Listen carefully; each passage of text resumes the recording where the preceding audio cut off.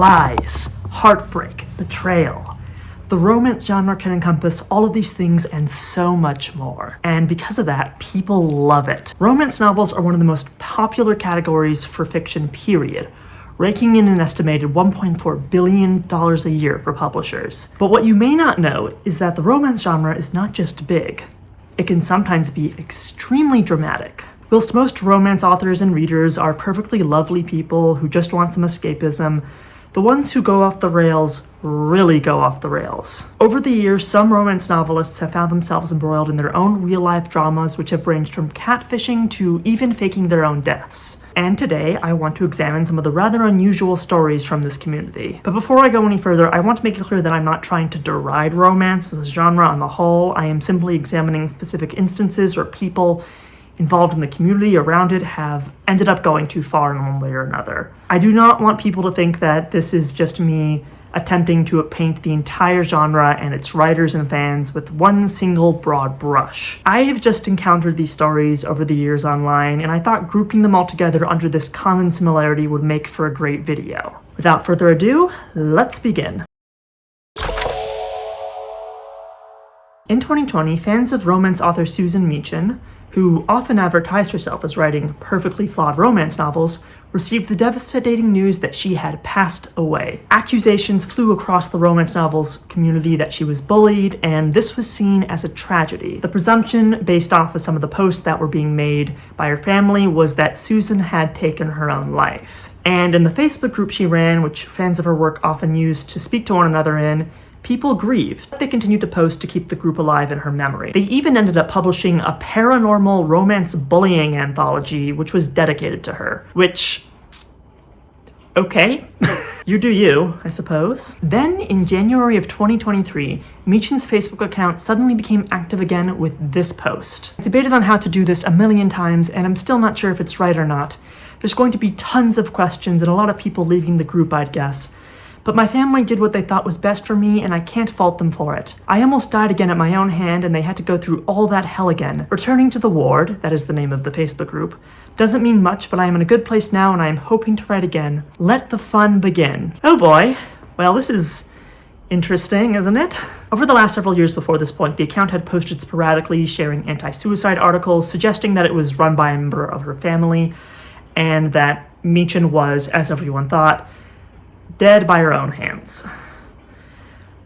And obviously, a lot of people were confused when it seemed like the author just suddenly came back one day. When people in the group demanded to know what was going on now that the author, and in some cases friend that they loved, had suddenly been revived, she responded with, "Nothing. I simply want my life back.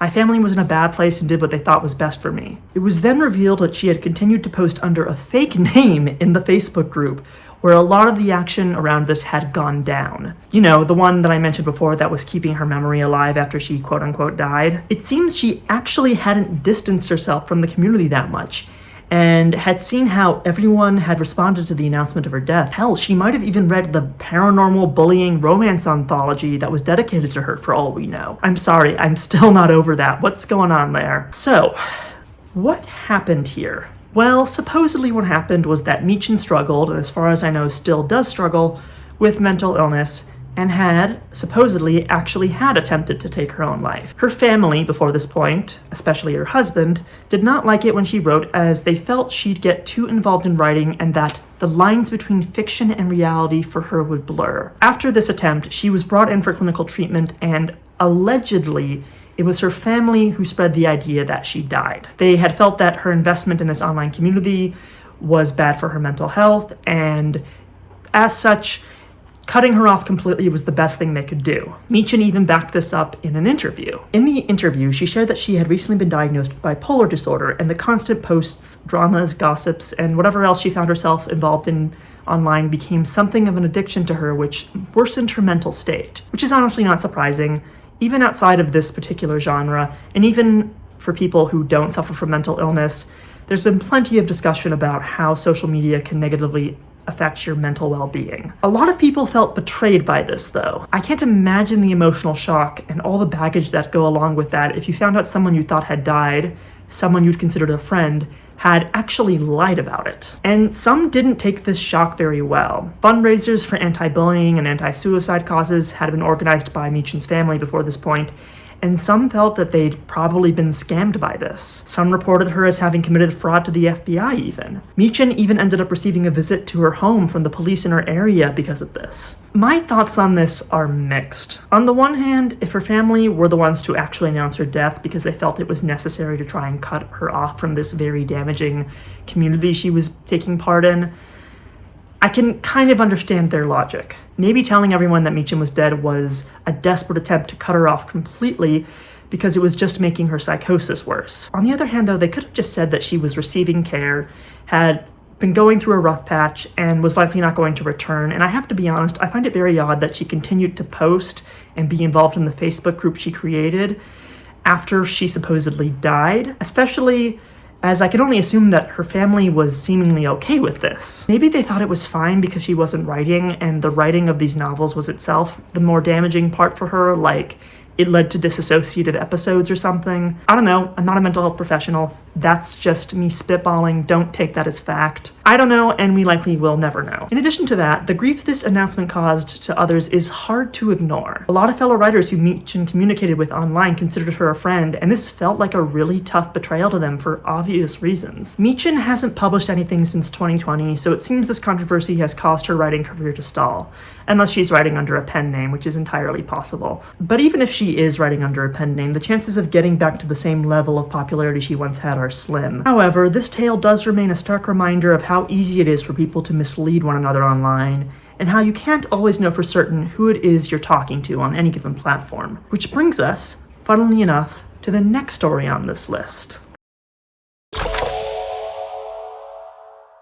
Side note, but if you can hear some background noise, it's the dishwasher going. So, one popular subgenre of romance novels these days is called MM romance. These are usually about queer men having romantic times together, which is a contrast to the more heteronormative pairings you usually see in traditional romances. A lot of stuff in this genre, though, isn't written by queer men themselves. Most of it is by women, and there's often a lot of discussion and critique of this. Personally, while there are some books by women out there which are about queer men that I actually do really like, I do find it frustrating to see that women do dominate the market as authors of these stories despite that. And not just in romance, but in popular fiction as well. Which is why I've not read books like, say, Red, White, and Royal Blue, which I'm sure is great, but it's not something I want to personally give my time and money to. If you feel differently, I don't really care. This is just my own choice about my own media consumption. This is not intended as a judgment against you. If you read these books and like them, it's fine.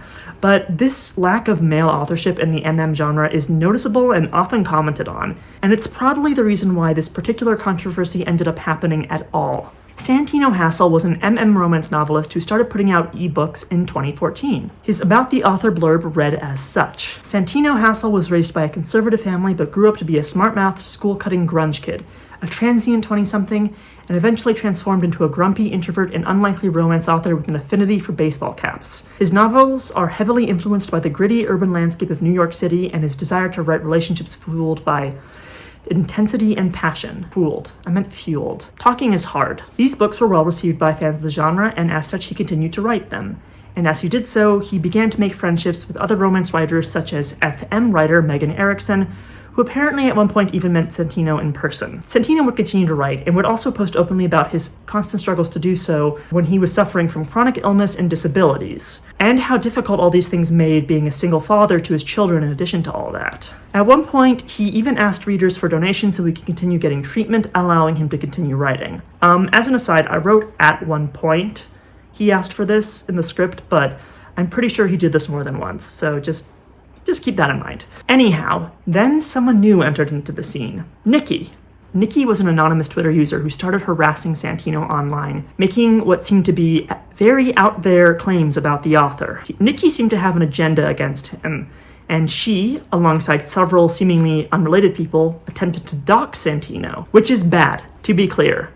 That is bad. Whatever was going on here in the story, that's still bad. It got so bad, in fact, that Hassel even filed a temporary restraining order against Nikki. Or so it seemed, because this is when things started to get kind of funky. Nikki posted a copy of the restraining order to Twitter and revealed that the restraining order wasn't for someone named Santino Hassel at all, or in fact against any kind of man at all. It was instead from Santino's roommate and assistant, who went by the name Alicia Torres. I'm not sure if she pronounces it Alicia or Alicia, so I'm gonna go with Alicia. Sorry if that's your name and I'm getting it wrong. It's me being dumb. It's not meant to be a dig at you personally. Now, this was odd, but outside of a few people who for whatever reason didn't like Hassel at this time, it basically went unnoticed. Although due to this and it being spread around, the idea that Hassel wasn't who he said he was eventually did enter into the blogosphere as a potential idea. And in an attempt to offset this, Santino decided to post pictures of himself for the very first time. Photos of a man were shared on the author's various accounts, and then this caused a brand new shit show to begin. Because someone on Goodreads saw these images of the author and they recognized him. And it seems like this person also received a DM from someone anonymously that claimed that the person who sent the DM knew who the man actually was. We all know GR has had its share of drama. We're battle-scarred and throw up our hands saying, "We just want to read books." So, I too got the message from the troll, Kay. But, unlike some, I believe what she posted is true. And if any of it's true, it isn't just drama. It's hugely problematic, potentially illegal, and has the power to really hurt people. Please, just think through a few of these things. Recently, the author SH, that is Santino Hassel, posted on his blog an entry showing pictures of himself. He said it was because Anon trolls were trying to dox him and out his personal information, something he's long said he's tried to keep private, though much of which he himself has shared online. In this post, he himself admitted to sending fake pictures in the past to people in his readership and friend circles. He admitted to this lie. It hurt a lot of people who trusted him. That sucks. But maybe, for some of you, that doesn't sound like such a big deal. Fake pictures? Meh. But it's the lie that sets this stage. In the pictures that he himself posted, the pictures he says which are really of him this time, he is wearing the same eyeglasses, has the same eyes, same expressions, same moles on the same parts of his body, and the same teeth as pictures posted across the internet of a man named Marvin H., a name SH often referred to as his roommate. So maybe SH is actually the pen name of Marvin. But if so, Marvin is a married man, not a single fuckboy, SH's words, not mine, he describes himself as. He's not living on his own, carrying his financial burden on his own, and raising his children on his own, all of which he himself has said online. This is more lies. SH tells us he suffers from liver cancer. He has chronic back pain that is debilitating. Fans send him money to help him so he can write full-time, so he can pay his overwhelming bills. They sent him gifts for his new home. I sent him money and gifts too, but he posts pictures that show he's a smoker. He posts pictures showing him drinking and talks online about being drunk. He posts videos of himself riding intertubes down mountains. Is this how someone with painful cancer and back issues behaves? And then it all came out. It turned out Santino Hassel wasn't real at all and didn't live in New York at all. In fact, the real author of these books hadn't even grown up in this city, from what I can tell. In reality, Santino Hassel was the name used by Alicia Hassel, a straight, married woman from Texas who had her husband masquerade as Santino whenever the author had to make an appearance in person. And at these appearances, Alicia herself would pretend to be his assistant. Oh, and all that talk of chronic illness? Also completely false. And need I remind you, people sent them money. Like a lot of money. To try and support this author who was not at all what he claimed to be. And then more stuff came out. Under the hashtag SHConfessions, readers, friends, and others who'd had interactions with Hassel began to share their stories. One person shared as such. In mid-2014, I was going through a rough divorce. I was vulnerable and lonely, but getting into Goodreads and the MM community online saved me. I read After Midnight, loved it, and wrote a glowing review. Santino saw the review, liked it, and friended me on Goodreads and elsewhere online. He started flirting with me heavily on social media, and at the time, I was flattered. Santino private messaged me, and the conversations quickly became sexual. He sent me porn, pics of himself, and his family and friends, and requested nudes. Conversations were more than sexual, though. We shared intimate details about our lives, including regarding his cancer, our divorces, our children, his roommates, our mutual bisexuality. He told me I was perfect for him, asked me to move to Houston to be with him, said that we were made for each other. I stayed up so many nights worrying about his cancer, worrying that he might die and I'd have no way of knowing. I had briefly considered getting back together with my ex, but I thought if I could feel this deeply about another person, love this other person, there was no point in trying to mend that relationship. Over the course of my relationship with Santino, I edited several of his books, paid for book covers, gave free professional advice, and sent expensive gifts, including gift cards, to him and his children. In fact, I came up with the idea for the 5 Burrows series during one of our chats. This seems to be one of the many romance series that Hassel wrote. I have screenshots to prove everything. This was an idea freely given, but he never acknowledged my contribution. And I recently found out that he included very specific details about my sexual history in some of his books without permission. Just a heads up, by the way, this passage that I'm about to read is quite long, but I feel like it's worth sharing all of it. My name is Noah. In 2013, I came across this book series called In the Company of Shadows, which is written by Sony and A's. Owls? It's spelled A-I-S. I don't know how to say that, I'm really sorry. I had never read anything like it before, and growing up with such a deep need for LGBTQ characters in literature all my life, I immediately fell in love with the story and its characters. The fandom was so small and was entirely made up of girls. I was the only male fan that I knew of. I had a Tumblr and a Goodreads account back then. Whilst I was a huge fan of the books, I barely knew who the authors really were, but I followed both Sony and A's on Goodreads and Tumblr because they posted In the Company of Shadows content. I'm so sorry, I don't know how to say this AIS name correctly. Just bear with me. For some reason in this section, I've forgotten how to talk. To my surprise, one day, Santino, whatever his/her real name is, started commenting on my Goodreads profile and engaging me in conversation. I was never some wide-eyed in love with him fan. I thought he was cool and respected him and admired him. Months later, he started following me on Tumblr, and he started commenting on my posts there, and eventually he private messaged me. He initiated everything between us. I was never running after him, begging to talk and get attention. I wasn't a sycophant of his and had no interest in being one either. He asked how old I was, and I said 22, even though I was actually 19. I'm not going to lie and say I wasn't flattered and excited that one of my favorite authors was so interested in me and seemed to want to talk to me all the time. He called me kid and joked about how if he was younger, he would ask me out in a heartbeat. His words, not mine. Okay, so if this was just an age gap thing, I personally wouldn't be so perturbed by it, but because it's an age gap thing, and there's kind of the weird parasocial power dynamic between reader and fan, this is bad, you guys. This is really, really bad. We talked on Tumblr via private messaging for a week before he brought up the idea of talking somewhere else. He suggested Gmail or AIM, and we started talking on AIM Messenger. Who the hell talks on AIM Messenger anymore? Sunny and I practically talked every day for almost 2 months. We had first connected in December of 2013, and throughout January and February of 2014, we talked on AIM constantly. We shared intimate private details about our lives and families. I told him I'd been sexually assaulted in the past. He told me he had been too. I told him about my father dying from ALS and my sister-in-law who had died from lung cancer, about taking care of my nephew and living with my cousins Gavin and Marissa while my brother was in the military. He told me he had liver cancer, but never went into too much detail about it. He told me a lot of things. About his childhood, his ex-wife, his roommates, his kids, his parents, his cousin Silvio, his sexual relationships. I never asked or coerced any information he shared with me. He shared it all willingly. I poured my heart out to him, and he listened and comforted me. I did the same for him. And not too soon after we started talking on AIM, he began saying sexual things to me. I was so shocked and surprised it went in that direction, but I went with it because by that time I was so infatuated with him and it had nothing to do with his writing anymore. I never opened up to anyone like that before. We started sexting almost every time we talked. We sent each other gifts through the mail. We ended up staying up late talking about sex and writing and watching movies together, and about how meeting each other one day in the future would be great. He talked constantly about wanting to fuck me and asked me explicit questions and almost turned every conversation we had into a sexual one. He sent me porn gifs and videos and told me what he'd like to do to me. He would ask me if I'd let him fuck me, if I cared how much older he was than me. He asked for pics of me. He even wrote a several-page fic about him meeting me IRL and fucking me in a bathroom at a bar where I worked. I shit you not. At that time, I thought it was also flattering, but now I see things very differently. Look, I know I just said, okay, the age difference isn't a big deal, but this is gross behavior. It's just gross. Towards the end of February, I was incredibly depressed and going through a very rough time and confided in Sony about many things. He didn't seem too sympathetic towards me anymore. If I didn't engage in sexual conversations with him immediately, he'd become distant and bored with me. He ended up not talking to me one day, and I thought he was probably busy or something, but days turned into weeks, then months, and it's now been 4 years since I last talked to Sony.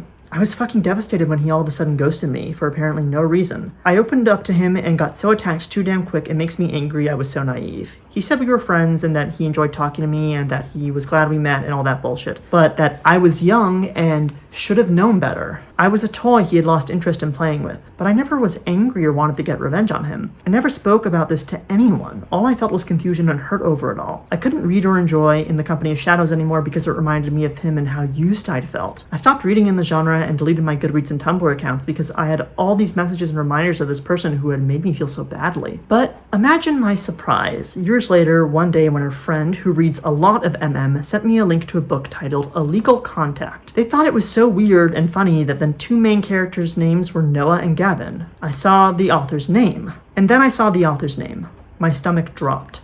I had talked so much about my cousin Gavin to Sony. I knew it wasn't a coincidence. I'd moved on and forgotten about him, and yet this brought all those memories and feelings back. I looked up his other books. I had no idea he'd even gotten published.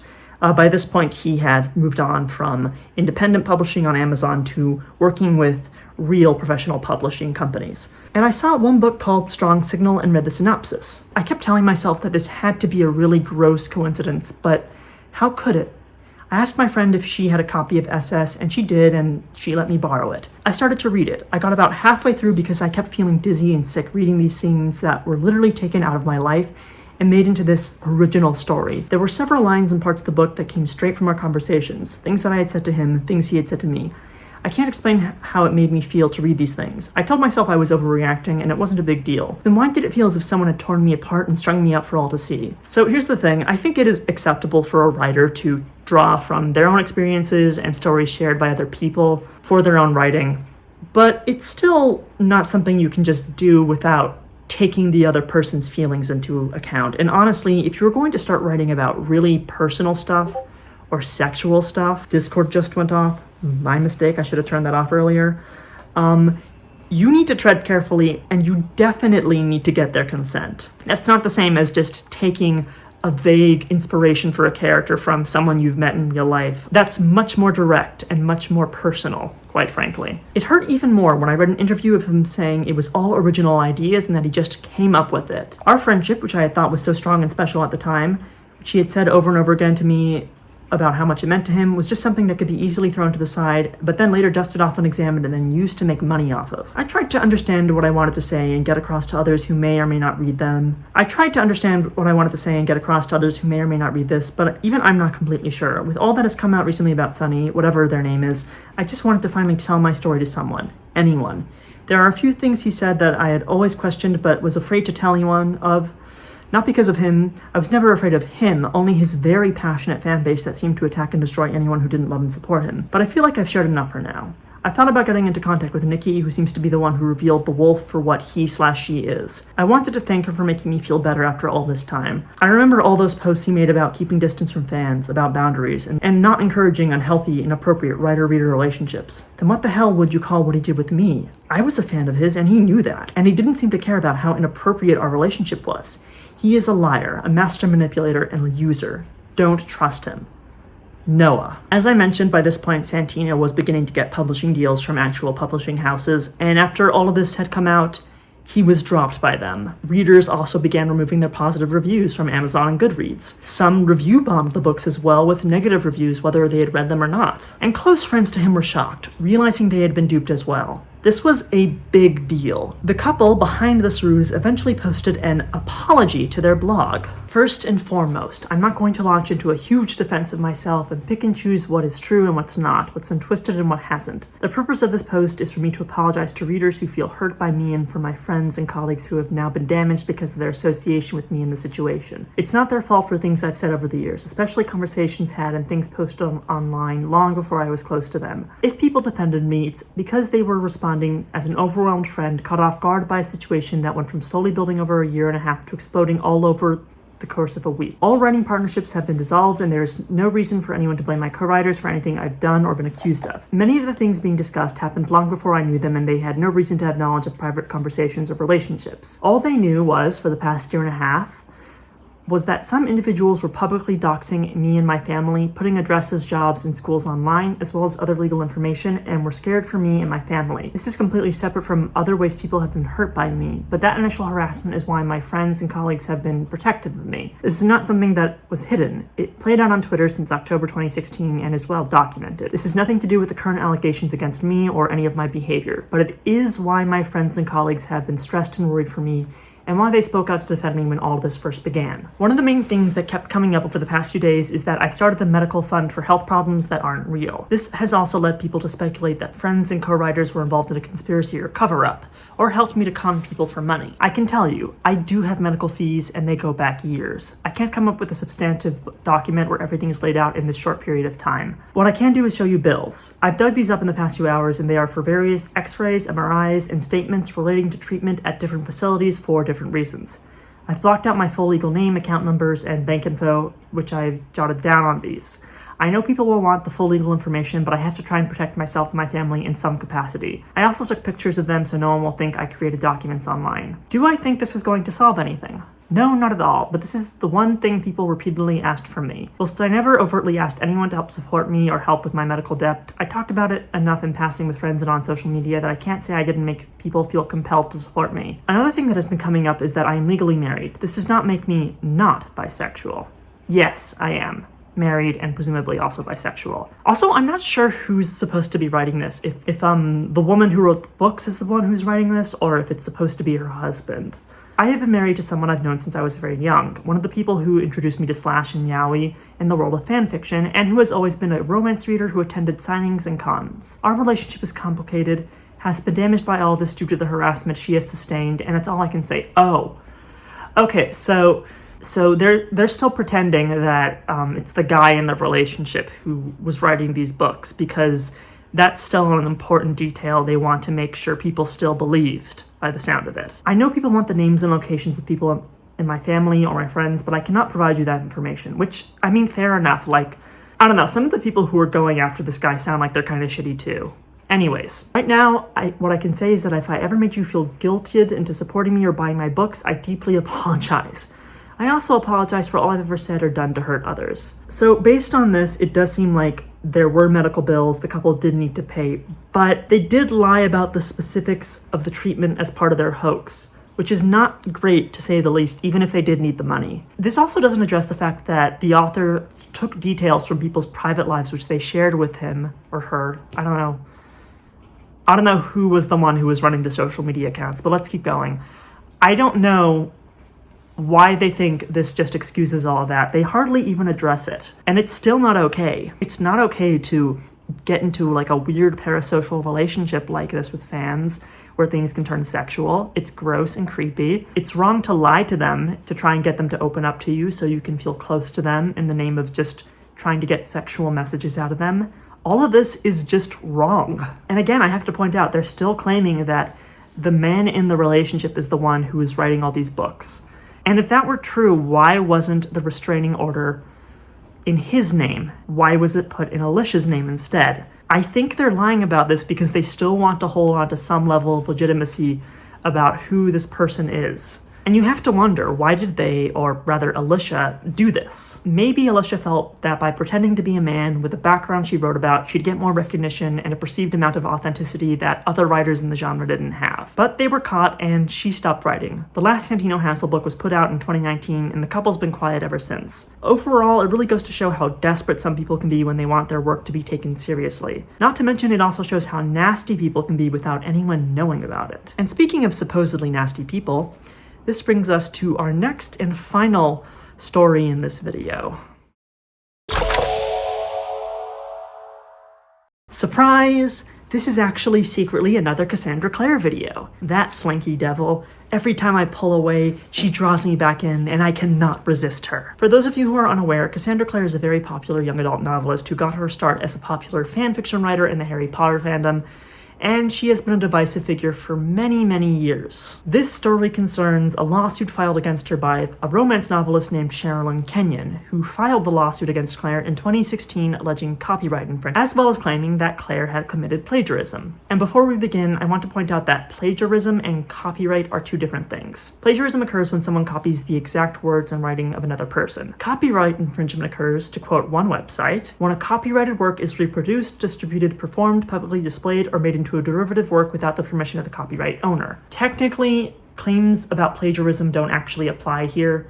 This is technically just a copyright claim. I'm going to be grossly oversimplifying all of this, but essentially Kenyon claimed that there were similarities between her work and Clare's to a degree that infringed on her copyright, as her Dark Hunters books began publishing before Clare started publishing her Shadowhunters books. Although I think it is worth mentioning that the Shadowhunters book series for a long time didn't officially have that name. For a long time, it was just known as the Mortal Instruments or the Infernal Devices or other things as well. Anyhow, Kenyon claimed that when comparing the two, the series were basically identical and attempted to outline the similarities, by comparing things like two of the main characters from each series. Dark Hunters, Nick Gontier believes himself a normal human until the night when a mysterious Dark Hunter saves his life. Has his supernatural powers bound and doesn't know about them until after his mother is kidnapped by demons. Discovers the psychic muse who lives next door is not what she seems. Let's compare this to the Shadowhunters main character, Clary Frey, according to what Kenyon is saying at the very least. Clary Frey is at a club with friends when they are attacked by a group of demons. A mysterious Shadowhunter saves her life. A bit like what happens to Nick. Has supernatural powers and does not know about them until after her mother is kidnapped by demons. Discovers the psychic next door is not what she seems. Okay, Kenyon is getting a lot of details wrong, and I'll get into why later. Right now, though, I will point out that while a lot of the stuff here is similar, none of these books seem especially unique, and none of these tropes seem especially unique. A lot of these story beats appear in loads of stories, as does the idea that there's a secret group of people who are destined to protect the rest of humanity from evil, another thing that both these series have in common. Both series feature mortal or normal objects referred to as instruments by the defendant, including without limitation a cup, a sword, and a mirror, each imbued with magical properties to help battle evil and protect mankind. Side note, as I am currently working on the next Draco Trilogy video, the fact that the Mortal Instrument series apparently has MacGuffins, which are magic cups, a magic sword, and a magic mirror, is very funny to me. If you watch that video, you'll understand why. Anyways, the characters' powers are heightened or restrained by the use of such supernatural markings. Both Dark Hunters and Shadow Hunters have enchanted swords that are divinely imbued with otherworldly spirit, have unique names, and glow like heavenly fire, which again is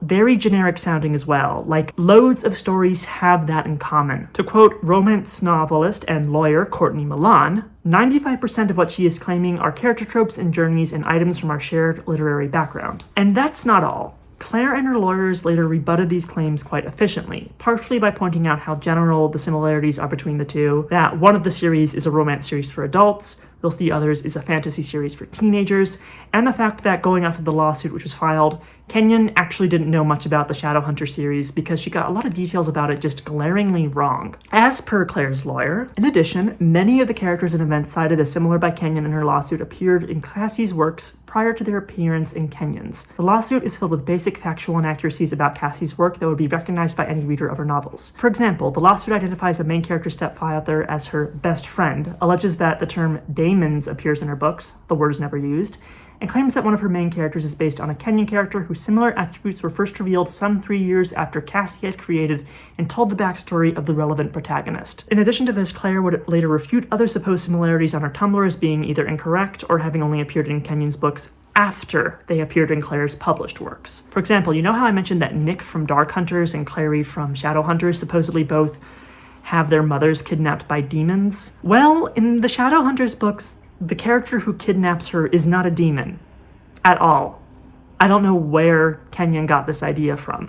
And I have to be honest, I am with Claire on this one. There are similarities between these two franchises, but they are so basic that comparing the two of them just makes both of the series just seem equally unoriginal and uninspired more than anything else. And I know that her Shadowhunter books are obviously derivative of things like Buffy or Harry Potter, but she did try to make them into something unique by combining those familiar tropes into something new. I also can't help but point to the fact that a few years after this lawsuit was filed, Kenyon also filed another lawsuit against her own husband, claiming that he was trying to poison her. And going off of an interview with Kenyon from the time, which was published on Vulture.com, her mental state had been deteriorating for quite some time before this point. It seemed that Kenyon had lived a difficult life, one which left her traumatized and potentially severely mentally ill. And that was the only reason why she ever went forward with this poisoning lawsuit at the very least. She was convinced that it was true when there was no truth to it whatsoever. And both of these lawsuits, the copyright claim against Claire and the one against her husband about poisoning, were both eventually dropped by her. And honestly, when it comes to Claire, I know she has a history of fandom toxicity and being kind of shitty on Twitter after becoming a published author, but I think people who just go after Claire for every possible thing she might have ever done wrong need to calm down and to just stop to think why they're doing it. And I'm saying this as someone who has critiqued her behavior in the past myself. I occasionally get comments from people claiming she's done things that she obviously hasn't. A recent controversy was that her Swordcatcher book was a ripoff of the A Darker Shade of Magic series, but the only similarity between the two is that one character in each has the same stupid, generic fantasy name, and all it takes is reading the dust jacket for both to see that they're not that similar. A Darker Shade of Magic is about a guy who can cross dimensions to visit different versions of London. Swordcatcher is more of a high intrigue in a fantasy world kind of story that It is not set in London at all, so I don't really know why people are saying they're similar. I think they just wanted a reason to hate on Claire. But I guess noticing that would require some readers actually doing some reading.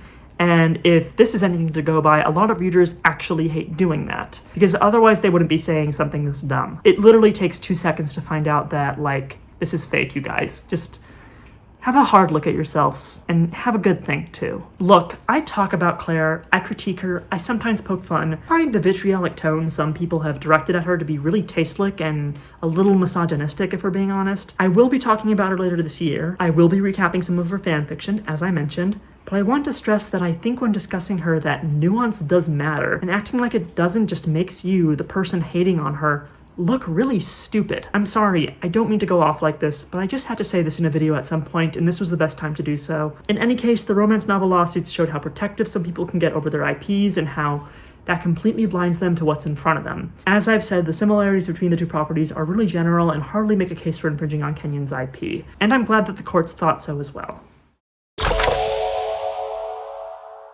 Well, that was a lot. Like my last video, I don't have a real conclusion besides the fact that people on the internet are wild, regardless of what genre they like or write in. The people discussed here were often irresponsible or outright manipulative, and in the case of Sherilyn Kenyon at the very least, likely unwell. And it just kind of makes you wonder about what people can get like, in general, not just writers or readers or anything like that, just people be crazy. I probably shouldn't use that word because, Sherilyn Kenyon is actually mentally unwell, but I just mean that people behave in unusual ways in general. I don't have like a proper conclusion to end things on here, I'm afraid to say, so I hope you enjoyed, and if you've got other stories that you'd like me to cover in the future, do let me know below. If you think that I was wrong about some aspects of these stories, do comment below as well. If you have any thoughts about this kind of video, do let me know that as well. On top of those last two things, yes, I'm doing a very wordy call to action. That's how you know that I've gotten off script. Just let me know what you think, and please like if you liked this video. Boosting this kind of stuff is super helpful to me. And also, if you're new here, subscribe. I've got some really interesting stuff coming up, and I've got a great backlog of unique topics as well that I think you'll really enjoy if you liked this. And yeah, I hope your day's going well, and if it's not, that it'll improve soon. I'll be seeing you.